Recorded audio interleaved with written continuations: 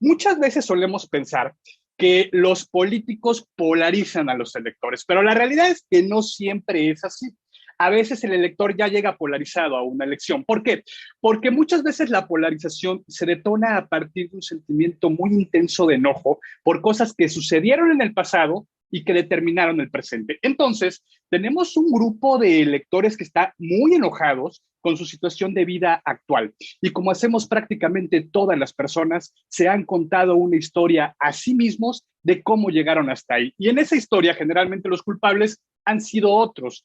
Entonces, al repetirse esta historia una y otra vez a lo largo de muchos años, sucede que, por un lado, el enojo se incrementa, el elector se polariza y además se crea un arraigo muy fuerte con sus ideas. Y esto muchas veces hace que caiga en un sesgo de confirmación, es decir, solo dirige su atención hacia aquella información que confirma sus ideas. Bien, todo esto en conjunto hace que el comportamiento electoral de estas personas sea demasiado rígido. Por eso muchas veces vemos fracasar a las campañas que pretenden llevar electores polarizados de un bando hacia el otro. Eso no va a suceder. ¿Por qué? Porque en la historia que se han contado a sí mismos estos electores, el enemigo muchas veces está en el bando de enfrente, entonces no se van a ir con él jamás. Cuando estos electores se llegan a decepcionar de aquello en lo que creen, se van o con opciones similares o a esa tierra de nadie llamada abstencionismo. Ahora bien, no todos los electores se polarizan. Entre ambos polos tenemos una serie de grados intermedios en donde vamos a encontrar a nuestros electores no polarizados. Sin embargo, ellos también están en riesgo de polarizarse,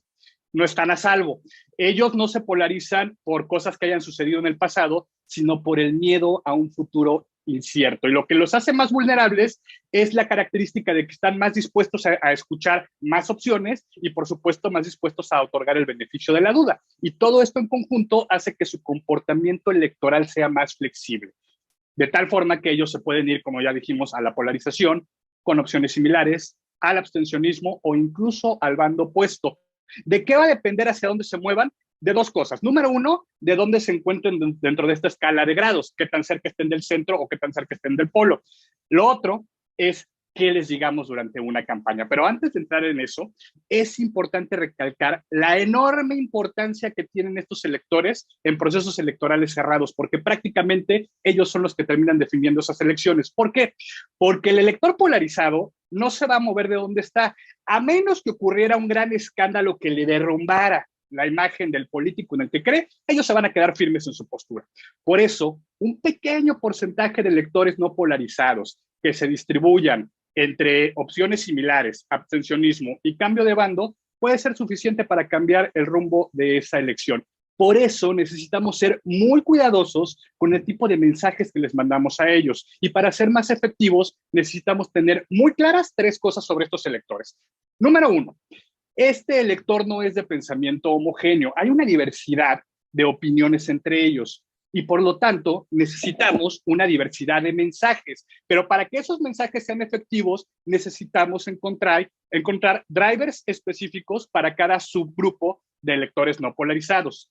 Segundo lugar, tenemos dos tipos de estímulos en la campaña, evidentes y sutiles.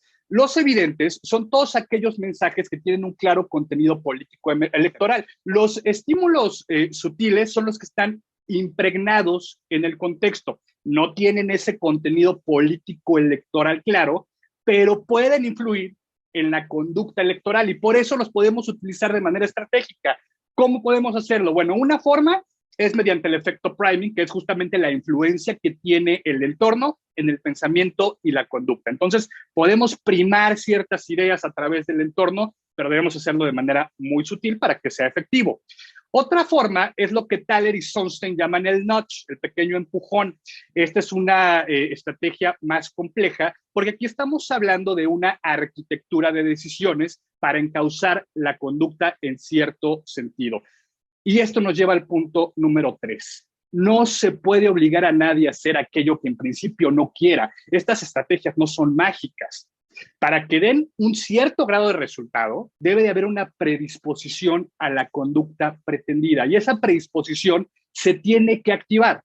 Y para activarla necesitamos mandar estímulos muy, pero muy específicos. Y para encontrar esos estímulos tan precisos necesitamos neuromarketing. En primer lugar, tendremos que hacer una investigación cuantitativa para encontrar nuestro porcentaje de electores polarizados y no polarizados. Además, dentro del porcentaje de polarizados, tenemos que dividir ambos bandos. Cuando es muy dispar el porcentaje de ambos bandos de polarizados, esa elección es muy difícil de revertir. Bueno, en segundo lugar, una investigación de tipo cualitativo para encontrar los drivers de voto de nuestros electores no polarizados, y a partir de ahí vamos a definir una serie de estímulos preliminares, los cuales vamos a probar con neuromarketing para ver qué tipo de reacciones no conscientes causan en los electores y entonces poder identificar cuáles son los más efectivos. Vamos a